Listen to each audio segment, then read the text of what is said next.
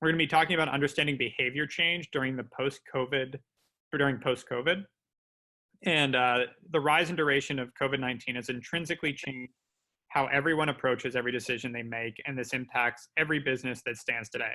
Our customers' behavior impacts every aspect of our businesses.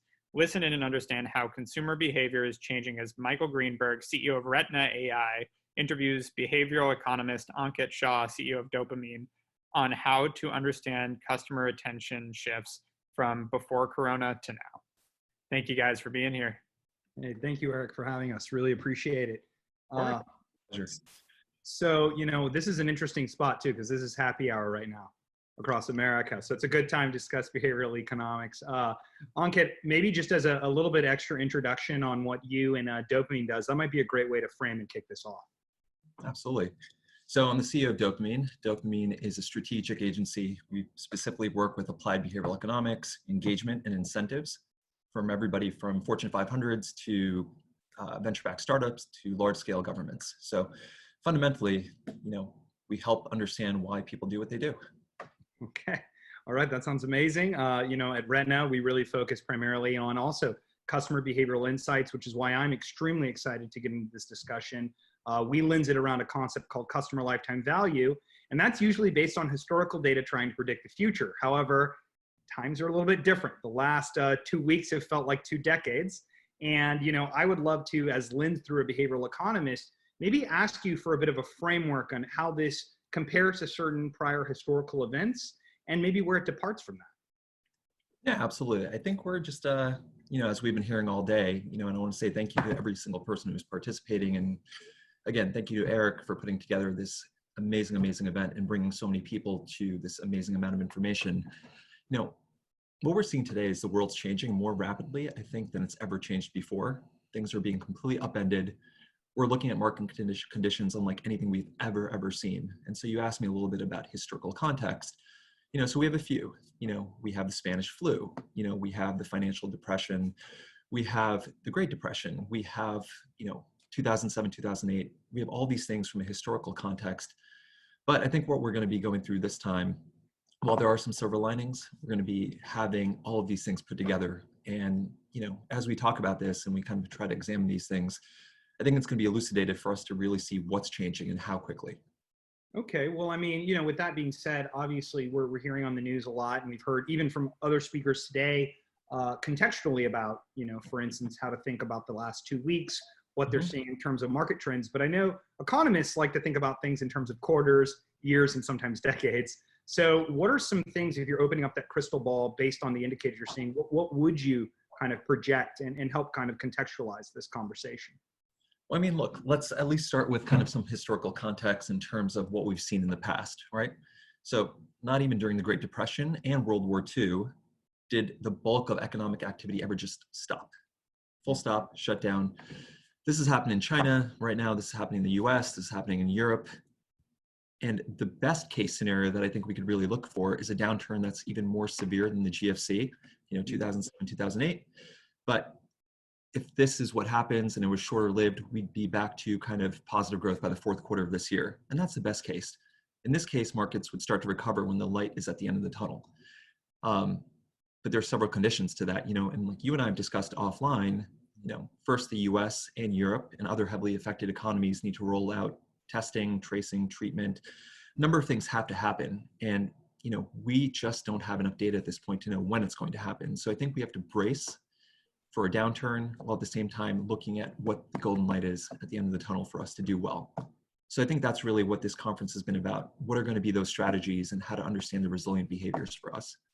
Got it. Okay. So, with that being said, how do you think in terms of frameworks? Because as a behavioral economist, you are uniquely positioned to examine the changes in people's behaviors. The fact that, I've been in shelter in place right now, and my haircut is the same as it was now in 7th grade.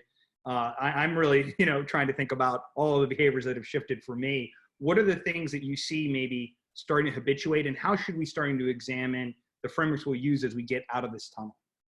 Yeah, absolutely. I think your hair looks great. Your quarantine beard also, absolutely fantastic. I'm trying to compete, but let's see how it goes. I appreciate that. I think there's a couple of things that need to be looked at here, right? the way that we've done business up until this point and the habits that we've kind of coagulated to this point are just not going to work anymore. So we have to think about what the new ones are going to be, what the new behaviors are going to be. And I think fundamentally where we're going to have a really good discussion today is about understanding what a behavior is and how it changes.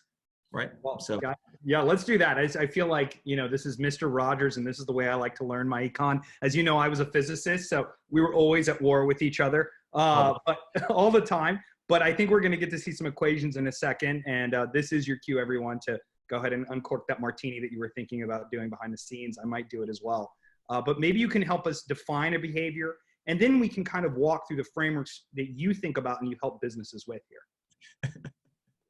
Well, I think, that's a great question. And I think before we get down to behavior and we actually start talking about who people are, let's talk about everybody who's watching, because they are also looking at the behavior of the company themselves, along with who their customers are. So, we've had a certain way of doing things and companies have behaved in certain ways. We've had this mentality right now that's been based on growth, that's been based on understanding what our numbers are and just increasing them end over end. And that's shifting, right? I'm sure you're seeing it on your own business, but we're looking not at just building growth anymore. We're also looking at profitability for the first time. Yes. This is something that had been kind of in the back. This has been in the shadows for the last year or two as we talked about valuations, but now it's kind of front and center. I can tell you, just jumping in, as a venture-backed company and a serial entrepreneur, the old adage was, don't worry if you're losing money on each customer, you'll make it up at scale. And obviously that no longer plays anymore. We have to think about this profitable and scalable growth in a different way. So this is actually couldn't be more timely. And a lot of my customers actually are coming to us with this exact question. Yeah. And I mean, there's also the other, you put in that little Silicon Valley aphorism there, but I have one for you too, where everybody always said to us, move fast, break things. And really, guess what? Everything's broken. Now what do we do? Right. That's the question of the day. So we really need to talk about how we have to readapt by focusing on behavior as our lens, right? So this is the key point that I'm going to make is point in value number one. We've talked about companies this whole day. We've talked about strategies this whole day. Now, fundamentally, we really need to talk about who our customers are and what their behaviors are. So, using that as our context and background, we're going to go and there's no math, Michael, just for you. I made sure. Oh, thank goodness. Made sure to take it all out, but didn't want to make you bored. My old professors are going to show up here. Okay. But we're going to have a really, really simple definition, right, for what a behavior is today. Michael, just to double check this, you can see the screen. I can see the screen. It looks great. And no equations yet. So perfect. No equations yet. But if we're going to define this in the most simple way, this is the framework that we use internally. A behavior is really simple. It's just a person, any human being, doing a thing, doesn't matter what it is, within a context. Right? So this definition, while extremely simple, is extremely powerful because we can now categorize exactly what our customers are doing, right? So if you can understand the basics of somebody just taking an action, you've now understood what a behavior fundamentally is. That makes sense. So maybe help me understand though, taking this a step further, give me what the context is. Like how when you click down below that, what does this sort of translate into? Because as an operator, I need a framework, and usually again, as a former scientist, I think about frameworks in terms of equations, but I have a feeling behind this, hidden behind door number one, there's something here. So what is sort of that level below a context, and how would we apply this as business owners? Absolutely. So I think one of them, now we're just getting into the fun stuff. So you're letting me have a good time while you suffer through it. We're, fundamentally, behavior works according to a number of models we have. And if you think about what behavior is, there's many ways to think about it. There are all ways to quantify and qualify things. So there's behavioral economics, right? There's conventional economics, there's psychology, there's neuroscience, there's marketing, there's UI, UX. There's a whole bunch of different things that all fundamentally are looking to drive the behavior. So if we think about it from that kind of macro perspective, we're going to introduce today in a very simple model that we like using to really understand what behavior is. So this model was derived from Stanford at the Behavioral Design Lab that's run under BJ Fogg. And he came up with a really, really simple equation for us, okay? So maybe I lied, a little bit of math. I'm following. We're going to animate this for you though. So okay. There's pictures, Michael, don't worry. There's behavior. And when does behavior happen? It happens when there's motivation. So this is a word that everybody understands. Every human being knows what it's like to get motivated. And ability. So let's define what ability is really quick. Your ability is the probability that you have to accomplish something, right? Okay. So very, very simple. Meets a prompt. In the old parlance, we used to call these triggers. You know, what are the things that we could do? Sending them a little notification, sending somebody an email, prompting them in some way. But there's a whole category that we're all going to talk about and we're all going to use. So quick question. So just like mapping this to my life, the prompt could be my varsity football coach telling me to go score something. My motivation is high. My ability is 0. So the behavior doesn't change. But the premise here is you're really trying to figure out mapping what people's behaviors are to some external impetus, and then their intrinsic properties here on ability and motivation. Absolutely. And you know what? I don't believe that you were on the football team, but I still believe that example. It was JV, okay? I kind of churched it up there, but yeah. So these 3 things all have to happen at the exact same time, right? So you need to be able to do something. You need to be motivated enough to do it. And we'll talk about what enough is in a second. And the prompt, that little kind of hook has to happen. So we're going to even break out a little chart for you. So Perfect. This is a really easy way to understand this. If we were to put motivation on this axis, and we're able to put ability on this axis, you can kind of see that when motivation is low, that's one end of the spectrum. And of course, you could also be highly motivated. That's the other end. Same thing with ability. Something's either extremely hard to do or something's extremely easy to do at the same time. We can draw an action line now. Since we have both axes, we can kind of understand what happens here. And this makes sense, right? If your motivation is high, you are more likely to do things that are just extremely hard. If your motivation is low, you need something to be really easy to do, right? Absolutely. So this is interesting, though. Like kind of mapping this onto sort of the nomenclature that we use a lot in marketing and even in data science. When I think of ability, I also think of friction in a system, right? You talked a little bit about UX, UI, and how as marketers and as designers, we're constantly figuring out how to remove friction, in a sense, that barrier to entry to the desired action we want. To me, ability is sort of one area and motivation the other, but could you help break down ability and the ways we might be thinking about this as operators and even as marketers? Absolutely. So, you know, let's just give some cogent examples, and then I'll break down kind of 6 little pieces to ability. Okay. January 1st, what is everybody motivated to do? Workout, which I know. Everybody wants to work out. Maybe not so much during quarantine, despite the amount of Instagram videos, but similarly, right? New Year's Eve, everybody says, this is going to be the year. We're going to go to the gym. And that's something that is hard to do. You know, that isn't necessarily an easy thing, but your motivation is super high. But we can't always rely on motivation. So you see that behavior kind of peter out. Let's talk about brushing your teeth. Now, luckily, you know, since I've spent a good amount of time with you, I do know that you brush your teeth, but I know you're not highly motivated to do so. And so because that's so easy to do, you don't need high ability to do that, right? I mean, you have high ability to do that. You don't need high motivation to do that. Right. So how do we kind of limit ourselves? And there's 2 things that we can really talk about. There's motivation. Motivation, as we all know, isn't infinite. It doesn't happen all the time. So motivation happens in waves. And this is going to be really important when we think about capturing our customers. You know, there's moments that are high motivation for people. There are moments that are low motivation for people. And it happens all the time. You know, so when motivation's high, we're looking for these temporary opportunities to do the hard things, right? You know, so as somebody who is running a business, I'm looking to make the sale at a certain time. I'm looking to inform them of a product at a certain time. I'm looking to have outreach at a certain time, right? So these are the priorities that we really look for. But during low motivation, what we're really trying to do is we got to find those smaller, tiny habits, those one-time behaviors, things that aren't hard for our customers, and give them really easy steps so that they continue making progress for us, right? So this is a really interesting framework to really think about what are the big things I want my customers to do, and how do I time it to when they're motivated, and what are the little small things I can continually do to keep them interested when they're not so motivated? Sure. I mean, this definitely plays into gamification, but this is the part I think where it gets really interesting, because what are the elements of ability? What are the parts of a person's psyche that we can kind of tap into?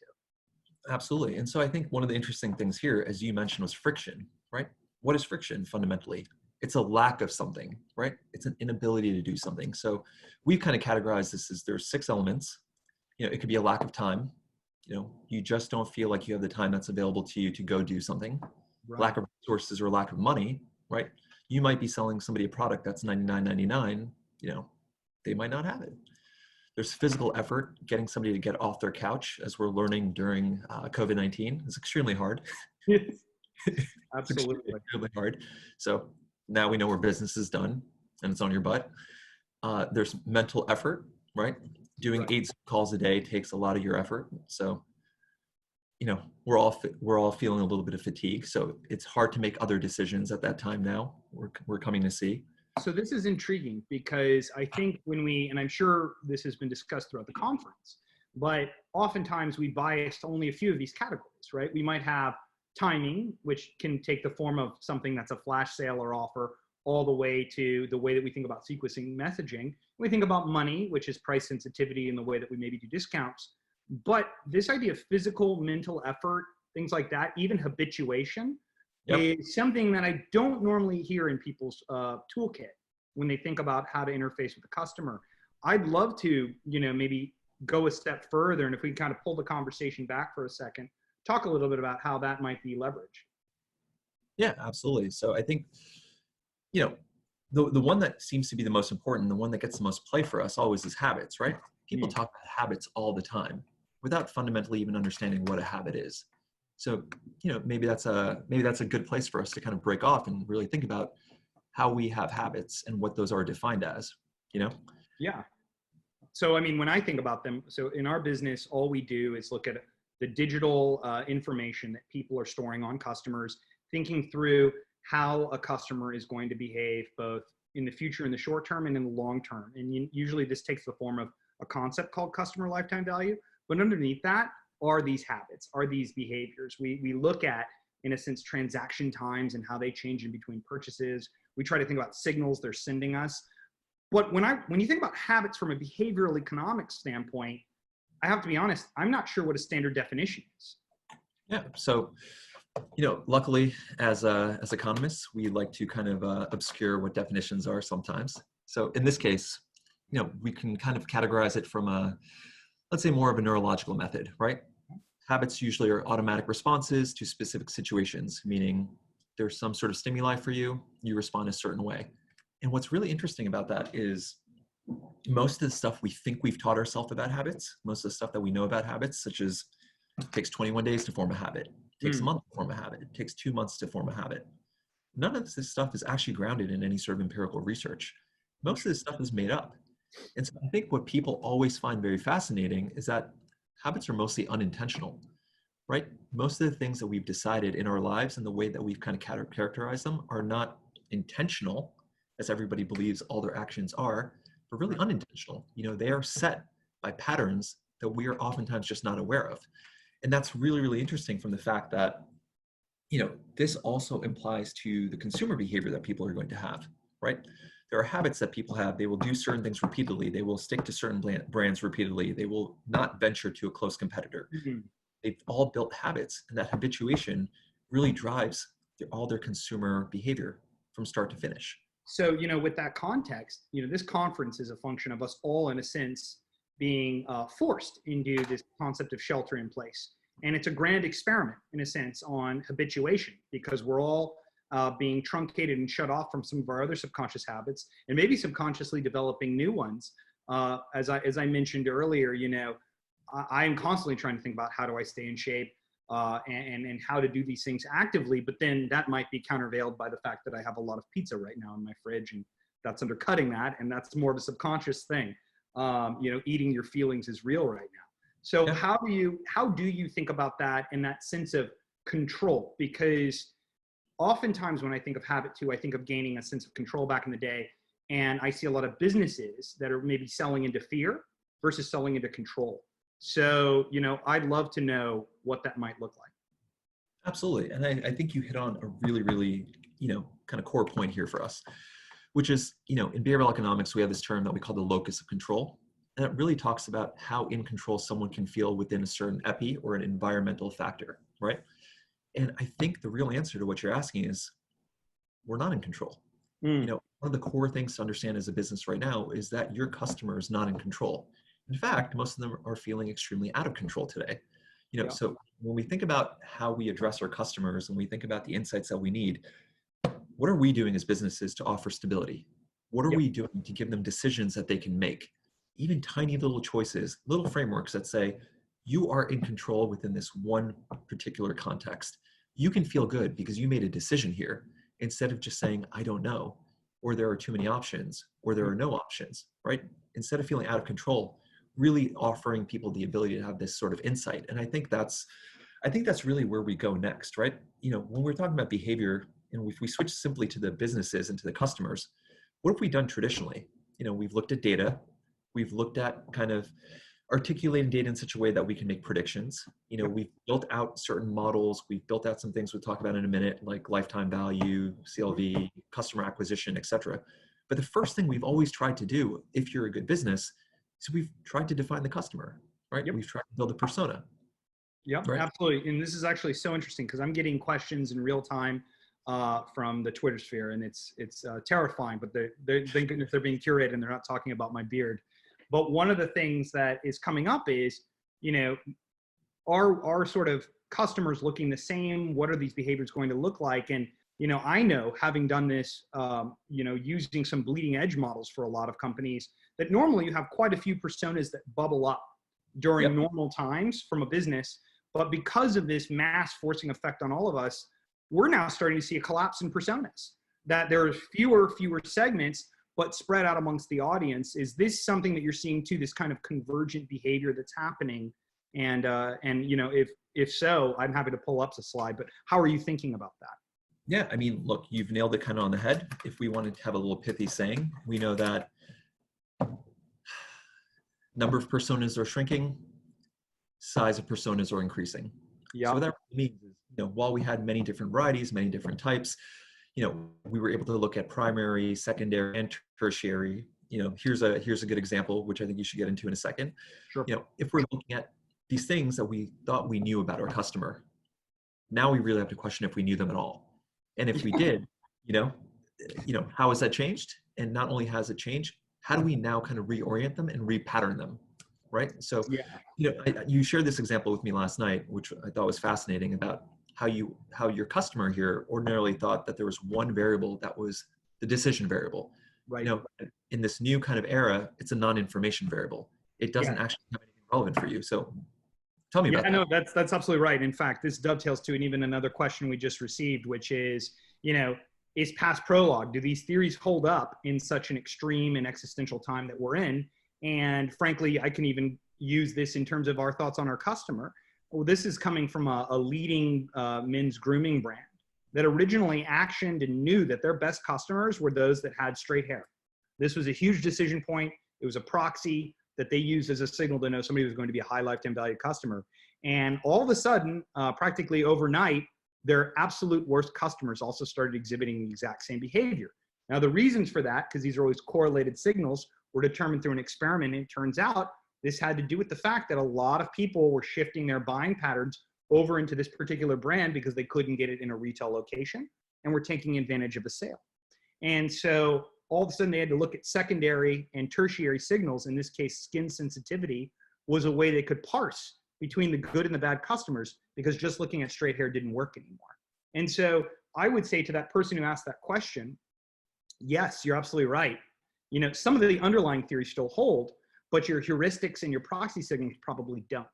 And so you're going to have to throw away some of those initial signals you always used as a litmus test for a good customer, and frankly, dig back into your data and look at secondary and tertiary signals.